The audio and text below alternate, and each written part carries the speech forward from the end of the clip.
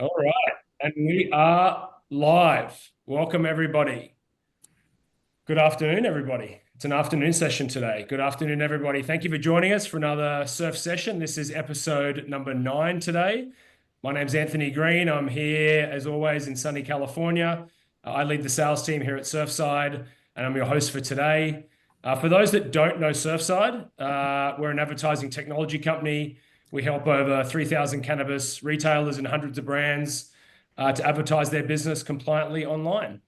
Today, I'm stoked to introduce Trent McCurren, CMO at Mitten Extracts. Trent, welcome to Surf Sessions.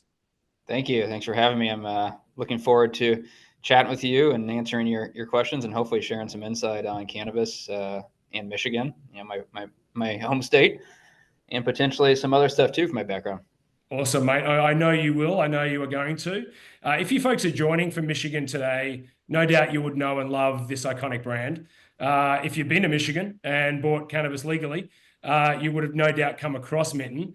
They're leaders in the vape category and edible category as well. So I'm sure the folks in Michigan know you well. Those outside the state, maybe not as well known, but certainly going to pick up lots of tips and tricks today. And for those folks in Michigan, you probably know my guest today. You probably know Trent. You've been at this a while. You're a highly experienced marketing exec, and I know you've worked with everything from Fortune 500 companies earlier in your career to startups and everything in between. So, you've covered traditional CPG. You've done some time in Bev Alc, which I want to touch on today, and obviously cannabis right now. So, super grateful to have you here. Really looking forward to getting stuck in. Trent, any other color you'd like to add about your background or how you found yourself here today before we get started? Oh gosh, how much time do you have? If I gave that whole thing, it would be probably keep you here for another 2 hours. But no, you pretty much summed it up. I was kind of snickering to it, calling me highly experienced because it feels like in anything these days, and I guess particularly marketing. Of course, I'm biased. That experience gets outdated pretty quick. And so once you think you know the road you're traveling down, you don't, and it changes. So, it's certainly helped me learn, I think, some general business practices and general leadership stuff. But man, I still feels like I'm learning something new every day, particularly with the newest buzzwords with AI, et cetera. That my experience can only go so far. So I'm always learning something new. Well, mate, I think that's the right attitude. I mean, that's the one we try and adopt here as well. I mean, change is certain, and certainly in this industry. And as I say to my team all the time, you got to swim with the river. You can't swim against it. So let's dig in and let's start with, where it started career-wise for you. As I mentioned, it was in that more traditional, big Fortune 500 CPG type companies. Companies a lot of folks would know, like General Mills, Johnson and Johnson. Obviously, they have enormous portfolios of brands. Can you tell us a bit about those days? Can you share some of the early lessons maybe you learned back then that you've been able to bring into your time in Bev Alc and now into the cannabis industry? Sure.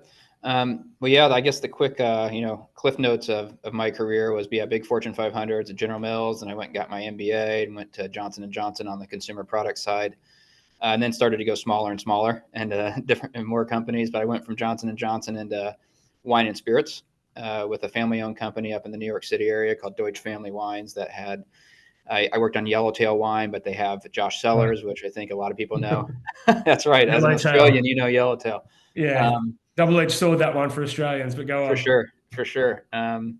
But did that, and then I went to Michigan and worked for Founders Brewing as the head of marketing, which is one of the largest craft brewers in the country, and one of the brewers that Michigan likes to hang its hat on, and is very proud of. Before I went to cannabis, so yeah, I think the learnings I got from those first stops were, I think, like more general in nature, and what I mean by that is what those companies do a really good job of, and I mean like General Mills and Johnson & Johnson is training. And so they really teach you to know your business. I would say that's a really impactful skill I took away is like you have to know your business better than anyone else because you're in a portfolio of brands, Mhm. right? And so when you're talking cross-functionally or talking up to senior management, they're going to drill you, and you need to know whether you're making money, whether you're losing money, why you're losing money, or why you're making money. If you're doing better in Walmart, why are you doing better? What are the trends, et cetera? So it really taught me to know the business from like the back of my hand, so I could just cite off any kind of stat or numbers that I needed to. And the other distinction I make too, which, the people on this call may know this, but I know I kind of have to explain it sometimes to people outside of CPG, but in CPG, you're really a general manager more than you are I would say, what people sometimes perceive as a marketer. Because marketing can carry a lot of connotations. The most common is, oh, you make advertisements. Well, yes, but also I do more than that. And so I do think that's something that's helped me a lot, is what the general management skill I got from General Mills and J&J, where you own the P&L. And so I was responsible for everything up and down that P&L.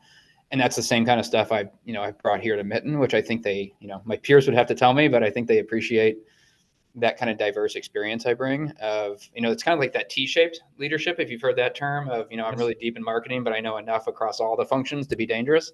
Mm-hmm. And I think, that's what some of the Fortune 500 experience taught me was how these other functions work and how marketing interacts with it, and how, marketing can't do its job without a good supply chain and good demand forecasting and a good sales and good finance team.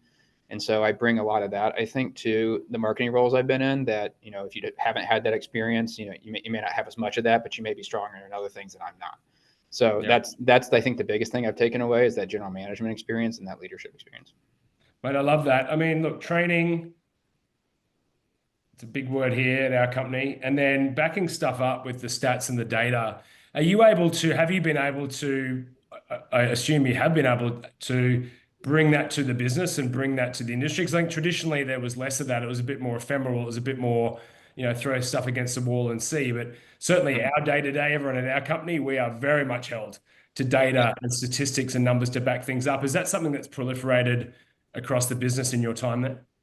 Oh, for sure. And I think it's one of the things I really appreciate about Mitten before I joined, is I kind of did, I did my due diligence about, whether this is someplace where I thought, we could do things the right way.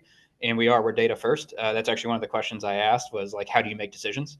And, data can't always answer the questions, right? There's going to be gaps, because in particular in cannabis, where you don't have great data compared to other industries.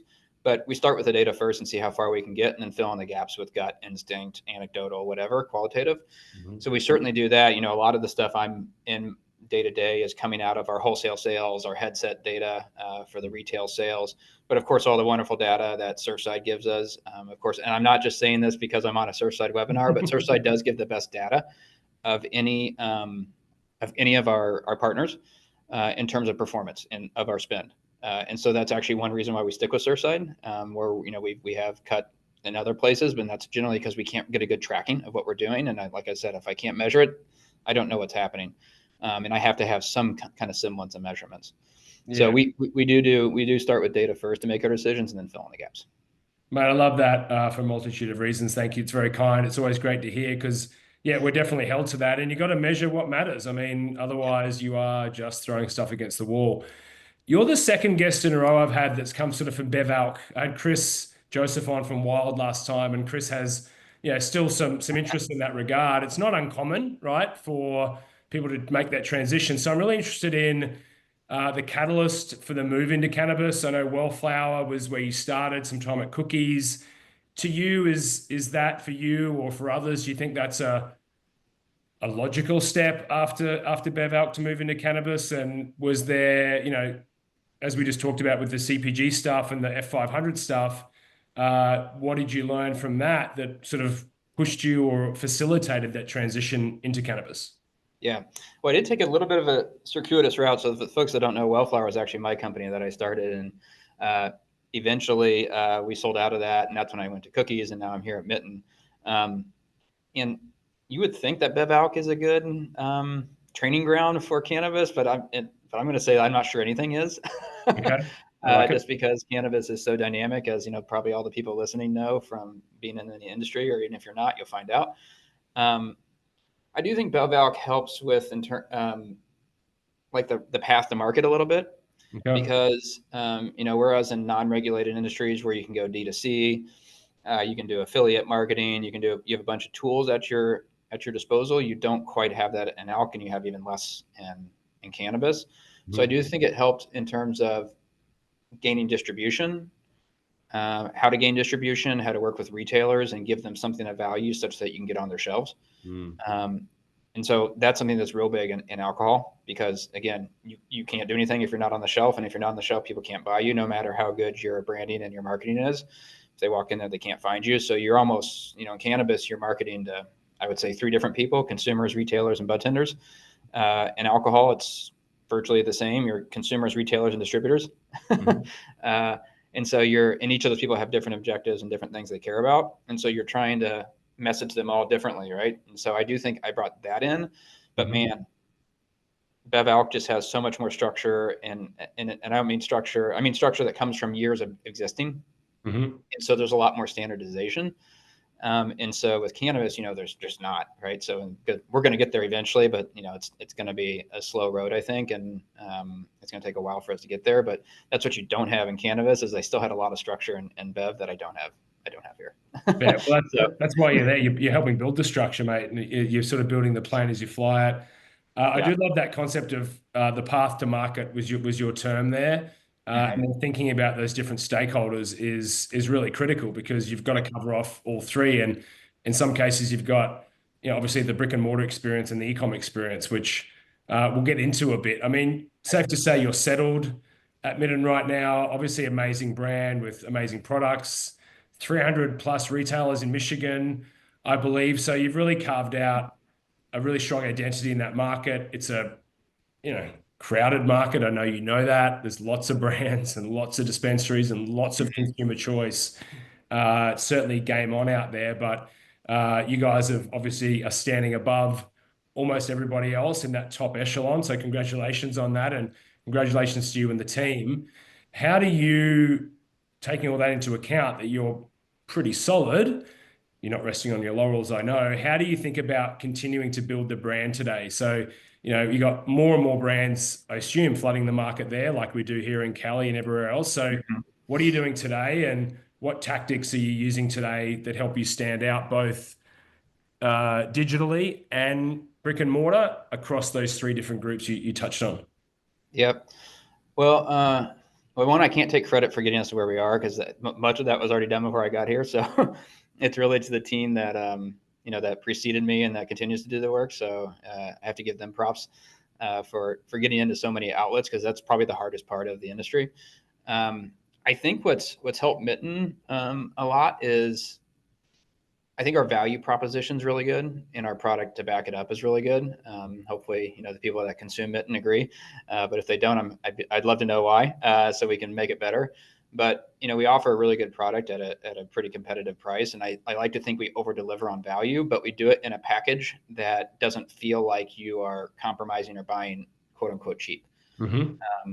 So if I were to, sometimes I use this inside the building. If I were to compare this to my beer days, I kind of feel like we're a Modelo, where it's not craft beer. It's not as good as that in terms of quality or flavor or whatever, but it's still a really good beer. It's a premium beer, and it comes in a package that kind of makes you feel like you're getting something nice. It's got the nice bottle. It's got the gold foil, and so you don't feel like you're sacrificing anything to buy it, and that you are proud to walk into a party wearing bringing a 6-pack, whereas you brought a 6-pack of Natty Light. People might be like, hey, what the hell?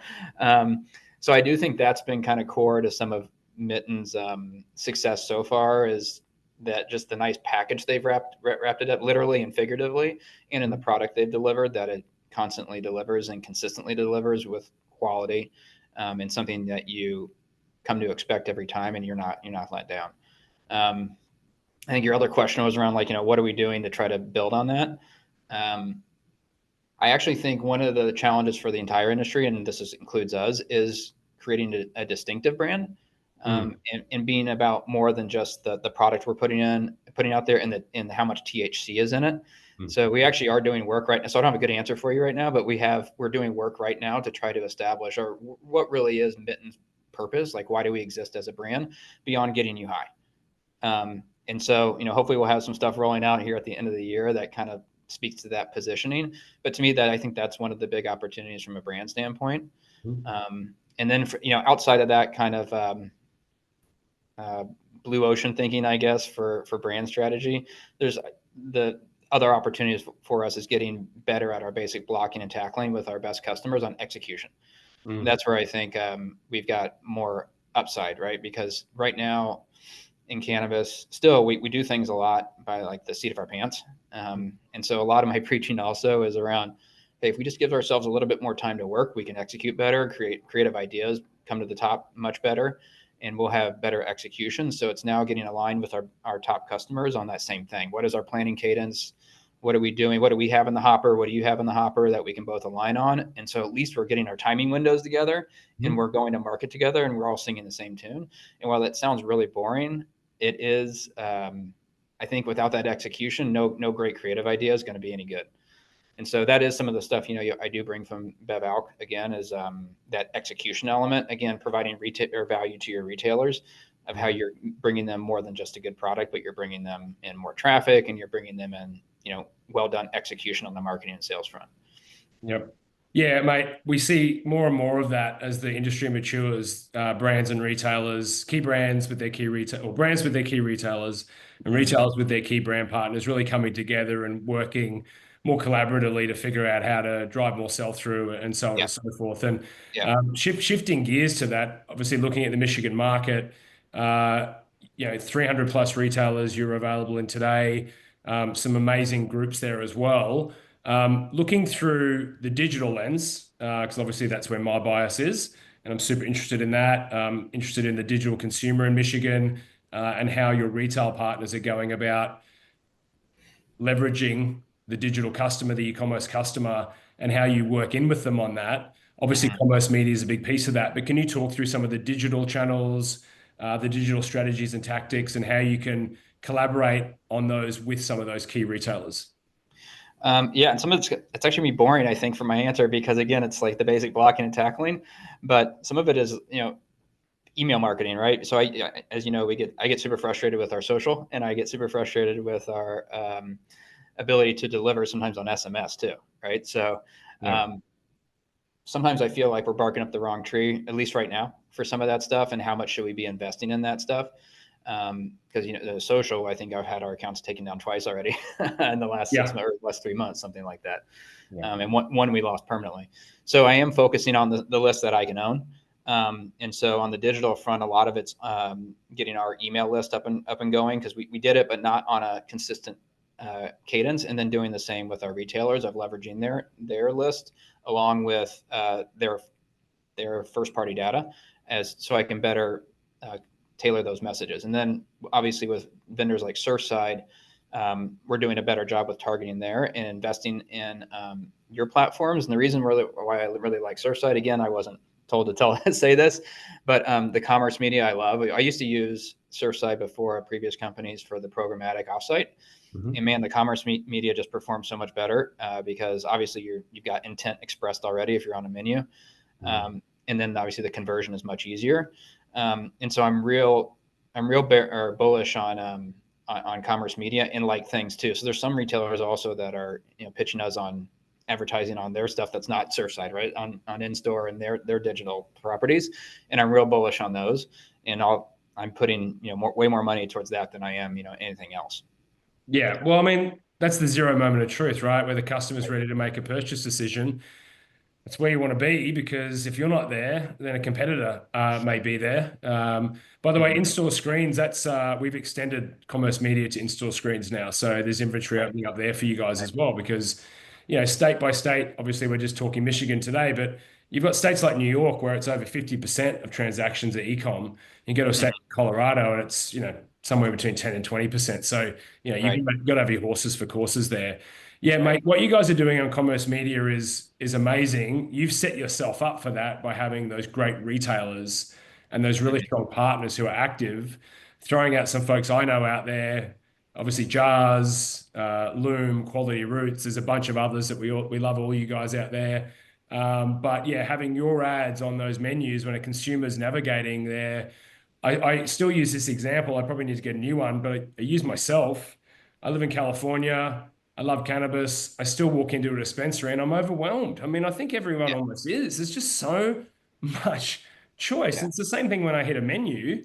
It's kind of worse in a way when I'm on a menu because everything's alphabetical and there's like horizontal scrollers and it's just like, where do I go to find a product? And so what you guys are doing there with those partners, I know it's been successful so far. Have you got any stats or metrics or any other sort of thoughts around how that program's going with those guys? Yeah, I mean, like 90% of our spend's going towards the commerce media right now. And I think we're at, either from doing like 10 to 15 ROAS on those. I'm still waiting to get my incremental sales numbers from Travis, who's our rep. But that's my real key. How many sales am I driving that I wouldn't have otherwise gotten? But Surfside's one of the only vendors that is providing that stat, which is super important to me. But yeah, we're getting really good return on ad spend. I think where we have to start really optimizing now is the cost to convert, because as you mentioned, we are selling products across categories. Oh, by the way, we're selling infused pre rolls too. You shorted me on that one, but Oh, my mistake. My mistake. My apologies. no, all good.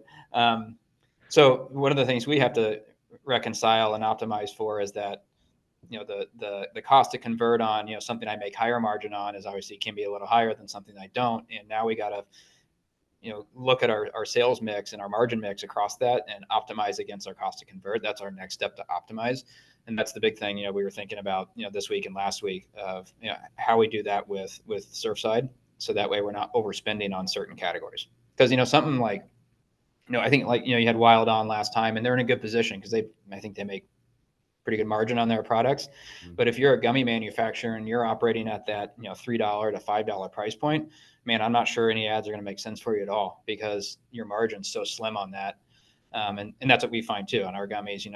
I want to allocate spend away from those and more to my other higher margin items. Yeah. We have a lot of customers wrestling with not dissimilar things. Yeah.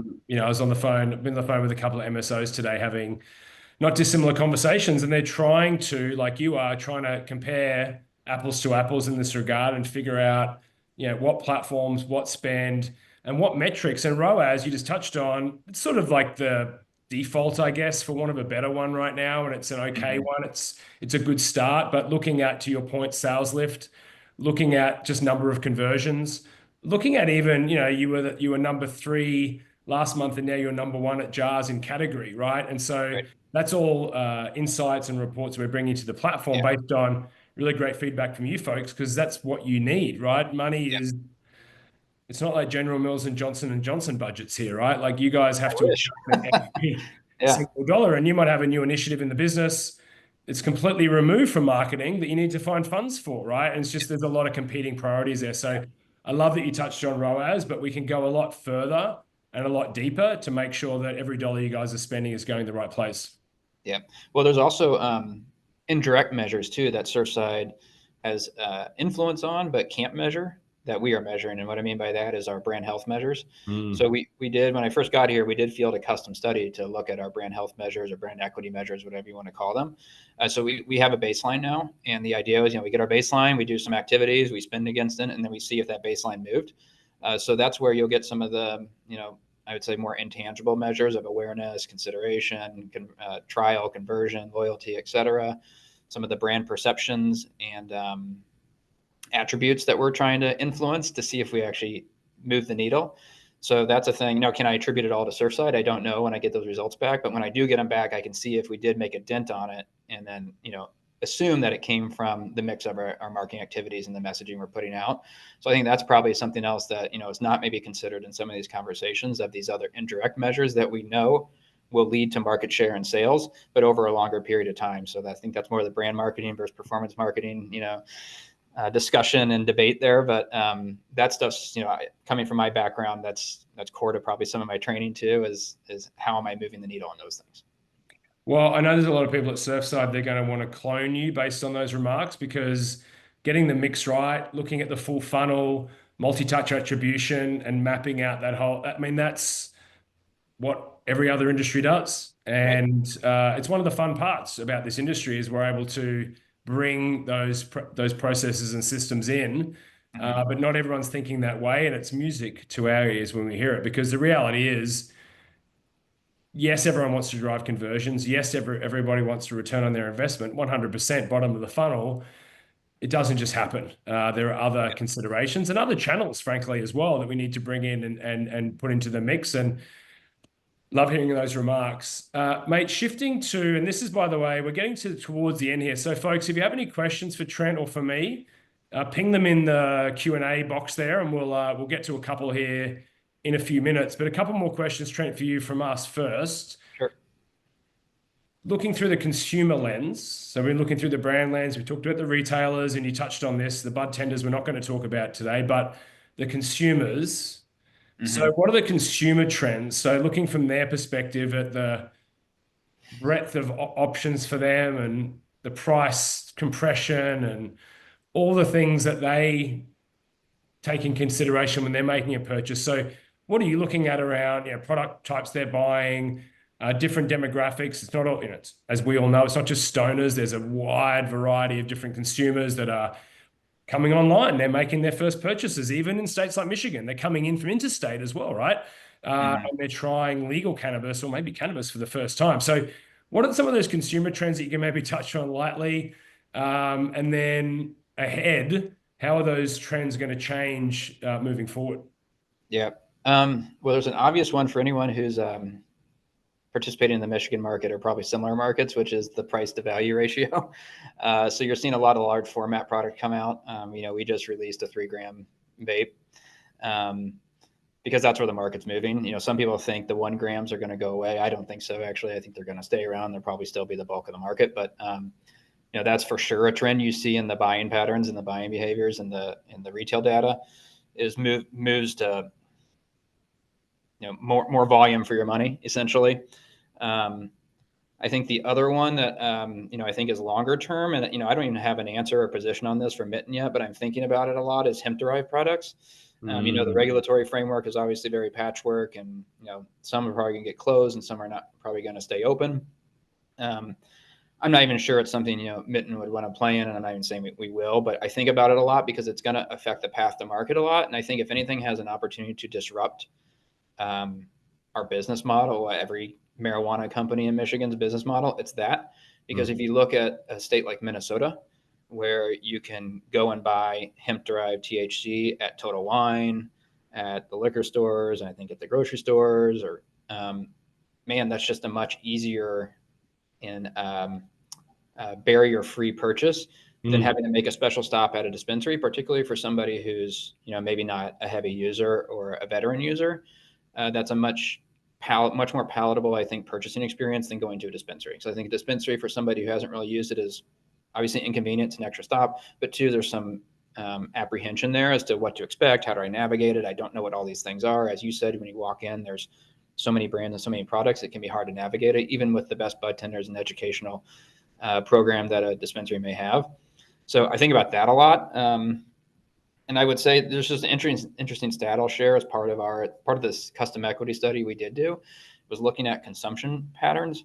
And when you look at it, when you look at how much people use in terms of frequency, you see this U-shaped pattern. So you'll see something go like this, where it's I either use multiple times a day or multiple times a week, or I use a few times a month, and there's nobody in between, which I just found fascinating. It was instinctual and what I thought would come out, but once you see it graphed in the data, it's just really breathtaking to see. Because I think if you looked at alcohol, it's probably going to look more like a standard bell curve, right? Where you've got probably, unfortunately, people who use multiple times a day and have a problem. Then you've got these people who use, casually a few times a week, and then some people who would drink once a month or once a year. And until we can start closing that gap from the people who use all the time to the people who use casually, everybody's going after the people who use all the time. It's all these people that want the 2 grams and the 3 grams, and are just looking for as much THC as I can get for my money. And I wish I had a crystal ball. I could tell you when that inflection point's going to hit. I don't think we're there yet. Now I think it's growing little by little, day by day, as Gen Z comes of age, because I think they're more accustomed to using cannabis and there's less stigma around it. But that's the trend I really want to start seeing, how that changes and how quickly. Because once that happens, then you'll start getting a greater diversity of users into the cannabis industry. And right now it's kind of monolithic. Yeah, mate, so much there. On the hemp beverage stuff, it's a huge area for us right now that we're really digging into and Yeah. finding solutions for those folks. There's a D2C element, there's a selling through third-party retail element there. I love the inverted bell curve, Trent. That's fascinating. Yeah. And it's so true. I know that anecdotally, just hearing it, that's the case. Fascinating, mate. One more quick question from me, and a couple have come in here. Just if you can, as you know, a lot of cannabis brands are extremely limited on budget. Pretty much everyone probably is, right? But some folks are, starting out very small, very limited funds, if any at all. So putting Mhm. yourself in those shoes, what one or two things would you invest in? Where would you start if you're a newer brand and or a brand that's got just severely limited funds? Where would you put your money to get the most bang? It's gonna be an unsexy answer, but it's going back to the basic blocking and tackling of put 80% of your money into making sure your product's infallible, and that you've got a really good product for the money. Making sure your price point's right, obviously. But then I think it's about sampling it. So if I was, starting a brand today, I'd put all my money into making that product right and sampling it to the people that can make decisions. And I would probably focus on, one or two stores, chains that I feel like, I can get traction in, get good data in, and then use that data to go sell into other retail stores. So, sample those buyers, sample those bud tenders, and be at the places where those bud tenders are spending time and those GMs are spending time. Whether it's we have bud tender ball here in Michigan where you get, a good population of bud tenders attending there. And if I'm sampling there and I can get those bud tenders to really like my product, endorse my product, and talk about it, then I think I'm going to start getting natural traction. And then, I mean, you can do the other stuff, do social. That's I think table stakes, but I don't think it's going to move the needle as much as a really good product at a price that people will pay, and that you can sample people, and then they start to become advocates for you. And then I think the other thing too that people may not think about is that when you're talking to the retailer, paint the story for them of how your product's going to help drive traffic for them and help them drive margin. And so, maybe that could be creative stuff when you first get in, that you're giving a little margin to the retailer, a little extra to get your foot in the door and help them sell your product. And once they believe in your product the way you do, you can back off that and make it more of an equitable relationship. But Mhm. that could be one way to get on that shelf. So you got to get on that shelf. Otherwise, Yeah. you're going nowhere. Got to get on the shelf and then you got to drive some sales. Yeah. Hopefully, my dog's having a dream right here. I don't know if you can hear her, but hopefully you can't. She's being quite loud. A couple of questions and we'll let you go. Question from Eric Stiegelman. Thanks, Eric. What insights do you have about effective ad design? For example, CTA or including, excuse me, CTA, imagery, social proof education, calling out price promo. Are you testing different hooks, etc.? We want to do more testing, I think. And since we've gotten the Surfside, I think we've tested different, like, 8 different creatives, something like that. I can tell you what we've seen from that. And for sure, it's the product centric things that have done the best. I haven't seen any particular thing on like call to actions that work. Depending on the menus I'm displaying on too, I will focus on a promo or a price. Um, but I think it's product forward, and whatever you think your primary product benefit is what we've seen do the best on our commerce media ads for sure. Awesome. Plans for other state expansion, Trent, or sticking with Michigan? Michigan for right now, I think, we have so much to do here still. And I think one of the reasons that we are in the position we're in is because we're really good operators. And again, much of that credit goes to, the folks that were here before I was, and particularly our ops and production team. But we'd be nervous, I think, about duplicating that efficiency and that execution in another state without us being really hands-on. So I think part of our success here is that we've just been able to drive our costs down so well because we're such good operators, and a lot of that credit goes to our COO and the rest of his team. And so I think that's what would make us nervous about going to another state. Not to say we haven't thought about it or don't see the attraction there, Mhm. but it would have to be the right situation where we feel like we can have the same operational excellence to do so. Yeah, it's definitely easier said than done. Plenty of examples of folks that have got way in front of their skis and gone too far, too hard, too fast. Yeah. Trent, thank you. We're a little over time. And folks, that brings us to the end of this wave. Time to kick out and get on to the next thing in our day. Trent, want to give you a massive thanks, mate, for joining me today. So much quality, so much great information. What you, the Mitten team, have achieved so far is really remarkable. Really good example of what can be done, particularly with that state focus. And I know the future is super bright for you and for the business. If folks wanted to get in touch with you, Trent, best way is via LinkedIn. What would be the best way to reach out to you? Yeah, hit me up on LinkedIn. That's the easiest way. Okay. Yeah, hit me a follow there or connect, and I can help out in whatever way I can. Awesome, mate. Well, thanks again. And folks, please join us for the next surf session, which is on June the 4th. We got Drew Cesario, for, CMO at Jaunty Brands. Until then, it's bye for now. And thanks again, Trent. All the best. Thank you, guys.